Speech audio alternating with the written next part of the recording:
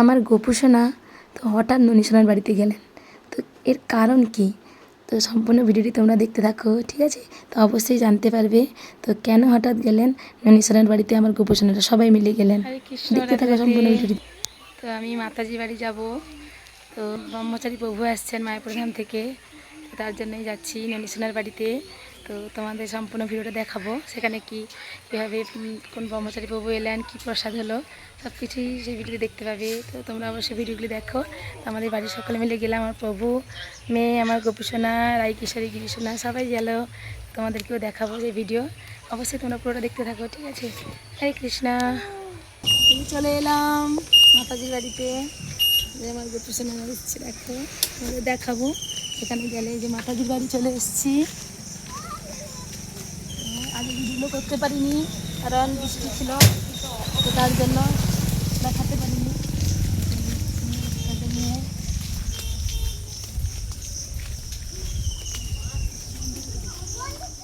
তো মাতাজির বাড়িতে চলেই এলাম।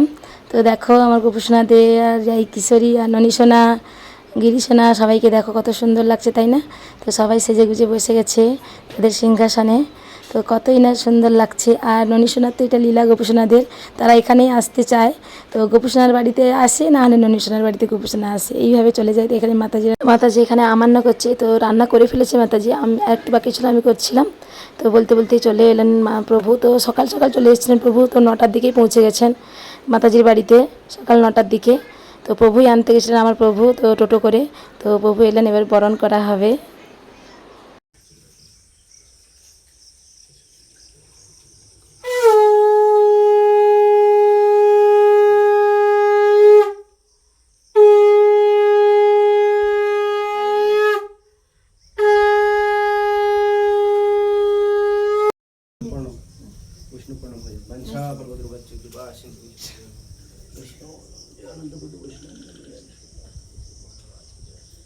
তো প্রভু হঠাৎই এলেন কেন? কারণ মায়াপুর ধাম থেকে আরেকজন আমার শিক্ষাগুরু যিনি প্রভু পাঠিয়েছেন প্রভুকে, তো এই মাতাজির বাড়িতে দেখার জন্যই। তো মাতাজির নতুন বাড়ি হচ্ছে, তার জন্যই দেখতে এলেন। ঘর প্রতিষ্ঠা আছে সামনেই, তো তার জন্য কত কী হয়েছে, তার জন্যই প্রভু এলেন দেখতে। তো তার জন্যই হঠাৎ হঠাৎ ফোন করে এলেন, তার জন্য আমরাই গেলাম দেখতে। তো মন্দিরটা কেমন হয়েছে আর বাড়িটাও কেমন, তো তোমরা অবশ্যই কমেন্ট করেও বলবে কেমন হলো মন্দিরটা। তো তো সামনেই আসছে প্রতিষ্ঠা, তো তোমাদেরকে সেই ভিডিওটাও দেবো। তো পরে হবে, কিছুদিন বাকি আছে, কারণ কাজ বাড়ি অনেকটাই বাকি আছে। তো প্রভু দেখলেন, তো তারপরে আরতি কীর্তন একটু হবে। তো তোমরা সবাই দেখতে থাকো কিন্তু, আর কমেন্ট করে কিন্তু বলো তো কেমন হয়েছে বাড়িটা, মাতাজির বাড়ি। তো প্রভুই এসে সব কিছু করবেন ঘর প্রতিষ্ঠাতেই। আর প্রভু দেখলেন মাতাজির বাড়িতে কীভাবে ভোগ টোক দেওয়া হয়, সব কিছু এই জন্যই প্রভু এলেন, কারণ মাতাজির সামনে দীক্ষার জন্য সব কিছু প্রোগ্রাম চলছে। তো তাই জন্যই তো আরতি কীর্তন তোমরাও শ্রবণ করো।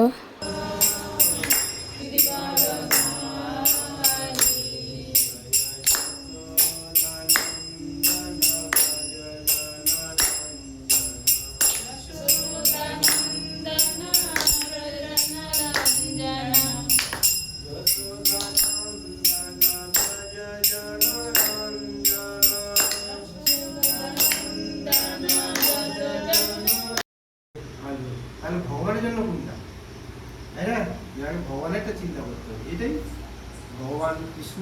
তো প্রভু এবার প্রসাদ পেলেন, তো মহাপ্রসাদ পেলেন। তো সেটা দেখাতে পারিনি কারণ অনেকটাই ব্যস্ততা ছিলাম তো প্রভুকে প্রসাদ পাওয়ানোর জন্য, কারণ প্রভু চলে যাবেন, দেরি হয়ে যাচ্ছে বলে। তো 12:30 বেজে গেছে, তো প্রভু চলে যাবেন। এই যে আমাদের নৃসিংহদেবের এই যে তেল দিচ্ছেন সবাইকে, তো তোমরাও দেখো। তো খুব সুন্দর এই তেল, তোমরাও মায়াপুর ধামে গেলে কিন্তু এই তেল নিয়েও খুব ভালো, আমাদের অনেক মঙ্গলজনক। তো আমরাও এবারে বাড়ি চলে যাব, তো প্রভু বাড়ি চলে যাবেন, মানে বাড়ি না, তো দীঘা মন্দিরে থাকেন এখন প্রভুজি।